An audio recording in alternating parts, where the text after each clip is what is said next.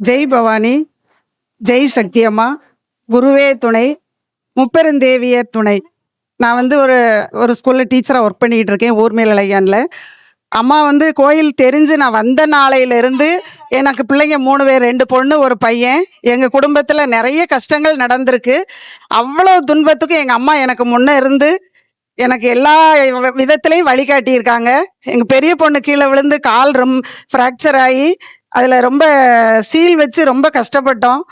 அந்த நேரம் நான் ஜெய் பவானி இருக்கா, கவலையே இல்லை, நாங்கள் பயப்படாமல் இருந்தோம்.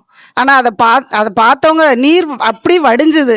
நான் சொன்னேன், பயப்படாத, நம்ம பவானி இருக்கா, காப்பாற்றுவான்னு. அதே மாதிரி மறுநாளே டாக்டர் காட்டும்போது சொன்னாங்க, இதை வந்து செக் பண்ணணும்னு சொல்லிட்டு, இது வந்து காட்ஸ் கிரேட் இருந்தாதாம்மா இதை பார்க்க முடியும், செக் பண்ணிக்கிடுவோம் அப்படின்னு சொன்னாங்க. ஆனால் நான் வீட்டுக்கு வந்தோடனே நான் ஆறுன்னு சொன்னேன். மறுநாள் போய் பார்க்கும்போது அப்படி மேவி இருந்தது. அந்த ஆழம் என்னன்னு தெரியாதுன்னு சொன்ன டாக்டர் கடைசிக்கு இப்படி வந்த உடனே உங்களுக்கு காட்ஸ் கிரேஸ் நிறைய இருக்குதுமான்னு சொன்னாங்க. நான் என் பவானிக்கு வாழ்த்து சொல்லி எங்கள் அம்மாவுக்கு நான் மெசேஜ் போட்டேன்.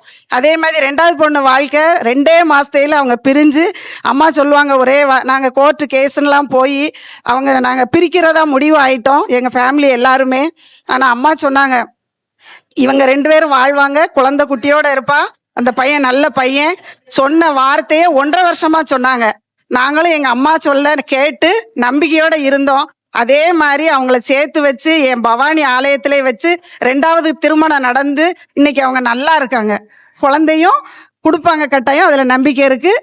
என் பையனையும் நல்ல வழியில் வழி நடத்திக்கிட்டு வராங்க. எந்த நோய் நொடியும் இல்லை, எந்த செலவும் இல்லை.